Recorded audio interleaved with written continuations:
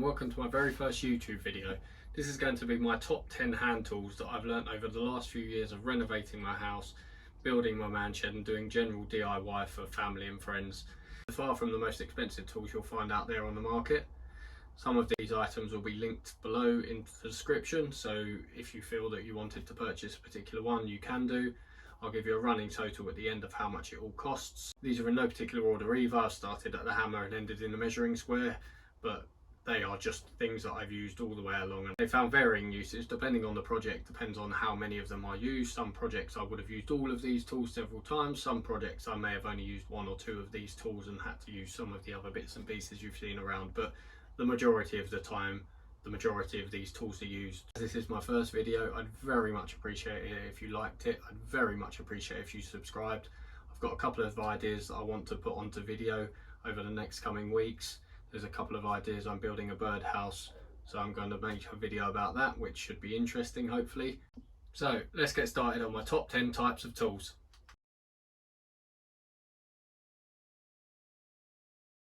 So first off is a sledgehammer. I used this to knock down a wall between the toilet and the bathroom, and used it to knock down various small bricks, etc.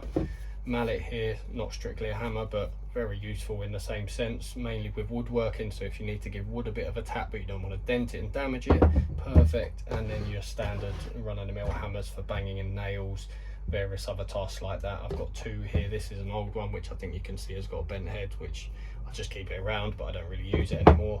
And this is the main one that I bought recently to replace the old one. It's 16 ounce, same as the other one. Very good for what I need it for, general use, and I think it was around £8, so perfect and doesn't an awful lot.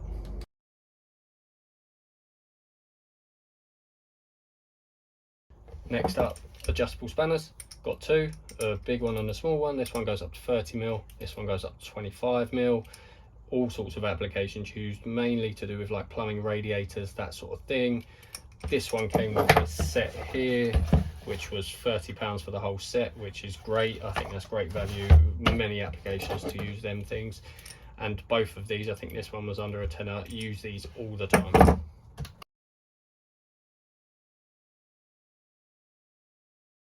Next up is the interchangeable ratchet screwdriver. Extremely useful in more things than I can care to mention. Has a little bit set in the lid. There's pretty much all the bits you're looking for: posies, Phillips, flatheads. It's also got some hex bits. Great when used in conjunction with something along the lines of this, which just has almost every type of bit you're looking for. I used to have an interchangeable screwdriver, which was extremely useful, and then I spotted this interchangeable screwdriver, but also it has an adjustable head and a ratchet bit, which for getting into tight spaces is just invaluable at times. Been used more times than I can mention. Again, great little bit of kit, and I think it was about £9 from Toolstation. Absolute bargain.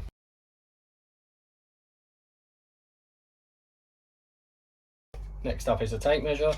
Got two here, although this is my granddad's old one and it's really kind of worn but kept for sentimental value, so I just keep it in the actual shed. And then this one, 5m Stanley Fat Max. Got a nice little clip on the end for hooking onto things. Has inches and centimeters.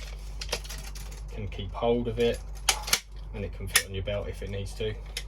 Used pretty much every single job I've ever done. I think I've probably used a tape measure, and I've been through quite a few. This one's great.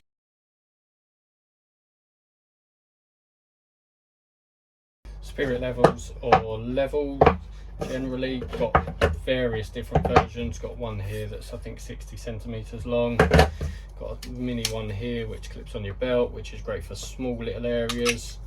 Got this one which is probably 20 centimeters long. I've also got one over there which is about 1.8 meters big, and got loads of different ones that you get free with putting on brackets and whatnot. Always useful whenever putting shelves up, anything like that. And then also, which I've invested in recently because I saw it on sale, is a laser level, which I haven't used an awful lot to be honest with you, but when I have used it, it has been very useful for marking up a shelf along the wall when I wanted to put the screw holes into the wall. Was great for that. Always need a spirit level whatever I'm doing generally.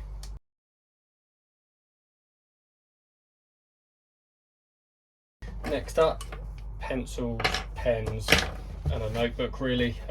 This is great. Always used it pretty much any of the things I've ever made that are bigger than usual. I just end up measuring them and writing them down so I can get an idea of how much it's going to cost generally, what sort of size I need to do, the cuts of wood, so then when I come to order the bits and pieces I've got it all noted down so I know what I have. And pens and pencils for marking when making cuts, when making marks for screw holes and various other bits. I mean, I've got tons of pencils over here, just absolutely loads of them. Just buy a big pack and just keep them because they go really quickly. And this isn't an actual Sharpie, but it's exactly the same. Great for making marks again, which are a bit darker and a bit easier to see.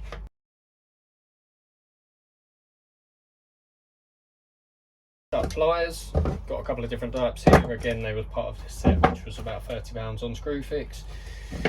Just your general chunky pliers, great for cutting wire, cutting pins, all sorts of stuff like that. Great for pulling out stuff as well, so if you get screws that are really stuck and you can't unscrew them because the head's gone, you can turn it out. These are great for getting in tight little places. As you can see, they're covered in rubbish where I've just used them over and over again. Again, always need these, always using these.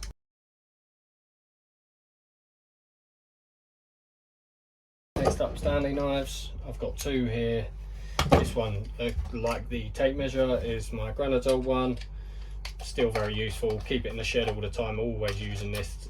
To be honest, I probably use it more than I do this one, but the screw comes out. You can keep some spare blades in there. Always got a couple of spare blades in there. Very useful for just all sorts of things, cutting string, cutting various other things. And then I bought this one recently just because it's a bit safer than this one. You can't really keep this one in your pocket because the blade isn't retractable, but here the blade's retractable and also it folds up. Can hook it on your belt or wherever, and just it's a lot safer generally if you're moving around quite a lot. This one's great for anything I have in the shed to cut because I don't really need anything safe. I can just put it back in the pen holder and there we go.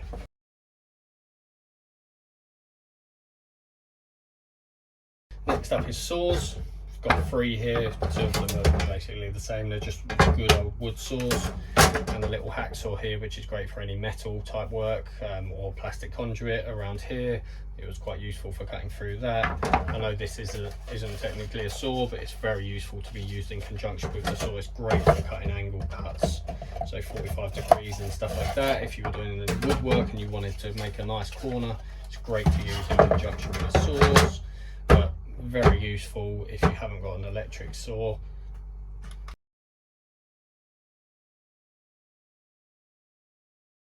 Last but not least is a measuring square, or this is known as a rafter square, even though it's clearly a triangle. I don't really understand, but hey ho, it's all very useful. So these are great, so if you needed to do a straight line through a bit of timber or whatever you wanted to cut, you could just measure it up. As long as you know you've got a flat surface here, measure it, and then you've got a straight flat line against that. This one's my granddad, so this one's really old, but still is useful for smaller areas. This one is great because it's adjustable. You can go up to 30 centimeters, although you won't really get the full length of it if you do, and you can just adjust it.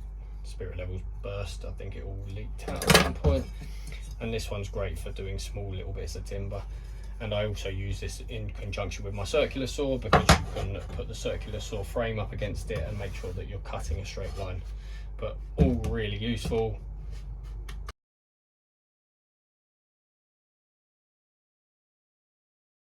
So that was a roundup of my top 10 types of tools. Now, it wasn't strictly 10 tools, but it was 10 types of tools, and I wanted to show you a small variety that I keep in my toolbox of each type, which I've built up over time.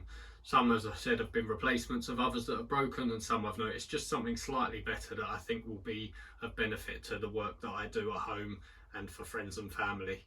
If you've liked it, please like and subscribe. There's more videos to come. I've got a couple of things in the pipeline that I'm currently working on.